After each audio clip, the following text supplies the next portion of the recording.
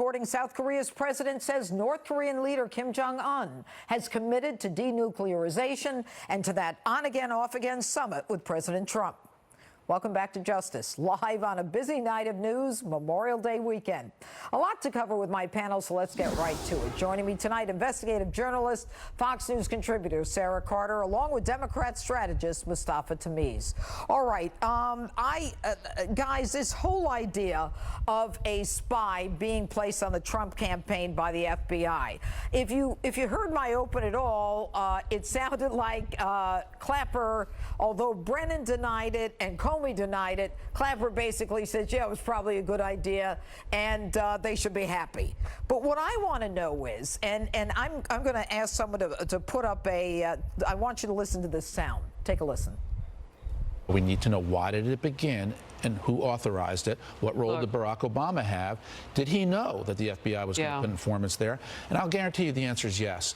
No FBI would put informants in another presidential campaign without permission from the White House, including the president. All right. So what do you think of that, Mustafa? Well, Judge, the same OIG that did the report that led to Andrew McCabe leaving the FBI is investigating this, and that report will come out. And when it does, you know, I'm sure you'll have confidence in it, and we'll see where we go from there. But I think that you and your viewers have a very important role to play in history. We're about to talk about North Korea in a minute from now, and the President Trump needs to prepare for that summit. And President Trump doesn't listen to his critics like me, but he does listen to you, and he doesn't listen to your viewers. And I think you have to encourage him to prepare for this summit. What makes you think he's not preparing? This is like anything else. What makes you think he's not preparing? Well, I hope he is.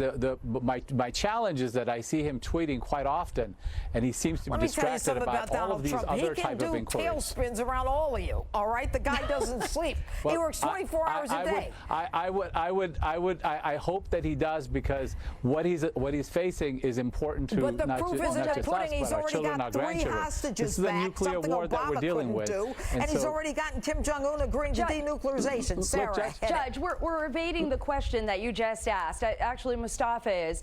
Let's look at the timeline of events here. This is so important, because if all of this is true, if there was an informant, and it appears to be that there was, if there was an informant reporting back to the FBI and to U.S. intelligence about members of the Trump campaign, and if the timeline is off, which I believe it is, that means they weaponized both the FBI and the U.S. intelligence community to investigate a candidate for presidency, then a president-elect, and then a president of the United States. And this is very, very important, because it violates all the basis, the Constitution, the foundation of our nation.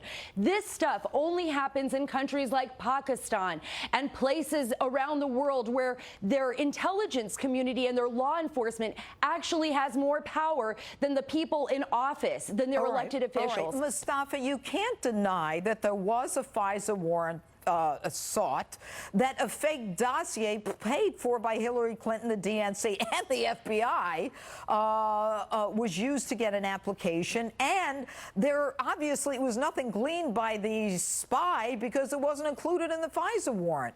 I mean, do you see what we're saying? Well, Judge, the people that... Yeah, well, Judge, the people that we're talking about were actually talking to Russians, and they have actually pled guilty. Why didn't they meet him on the street corner before they went into the Trump campaign? Judge, look, either we can talk about alternative facts or we can talk about facts. The facts are that 18 people have been indicted, Russians. 6 people have actually pled guilty. The Mueller investigation is moving on. That has nothing to do with Russia, Mustafa. I'm asking you. The majority of which has nothing to do with Russia. I'm asking you for a very simple thing. I think the President Trump is distracted by these things. Oh, you know what? And you know that he's distracted by it, because he's actually seeing a lot of these tweets. But we have to focus on what's really important. To tell me, to tell the president what's important. I need you to answer my questions. And here's my question. I'm happy to answer your question if you would listen to my answer. No, I'm not going to listen if you're not answering my question. My question is, number one, let's stay on topic. Let's stay on topic. And number two, was there a FISA warrant that was based on real evidence? All the evidence shows that the FISA warrant was based on real evidence. Yeah, fake because dossier. George Papadopoulos Mustafa. talked to George Papadopoulos. George Papadopoulos was talking to Russians. That is told by Australian intelligence.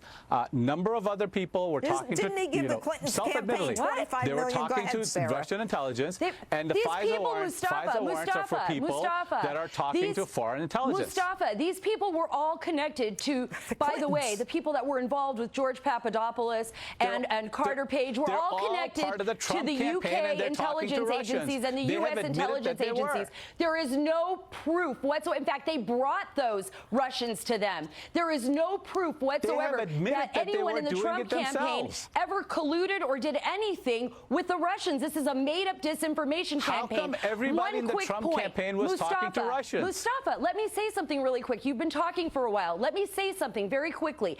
If the Obama administration was so concerned about the Russians, why didn't they give the Trump campaign a defensive briefing in March when Carter Page joined, when Trump announced in the Washington Post that Carter Page was part of the campaign? Why didn't they give a defensive briefing to them? That is part of their job. That is part of their duty. They didn't do that, Mustafa, because they were Mustafa, because the timeline does not match. They were setting them up. Time's up. Mustafa got 10 seconds. They did give them a notice to say, you are probably being infiltrated. Really? Do something about it. But No. instead, the Trump No, they didn't. administration Where'd you get continued that to from? talk. Talk about They continued to alternative talk facts. to Russians. Where'd you get that They from? did not. Literally, it seems like dozens of people in the Trump administration, for one reason or another, have some reason to meet with Russians. I'm not We've into never seen alternative this facts. before. Sarah Carter, Mustafa Tamiz, thank you so much.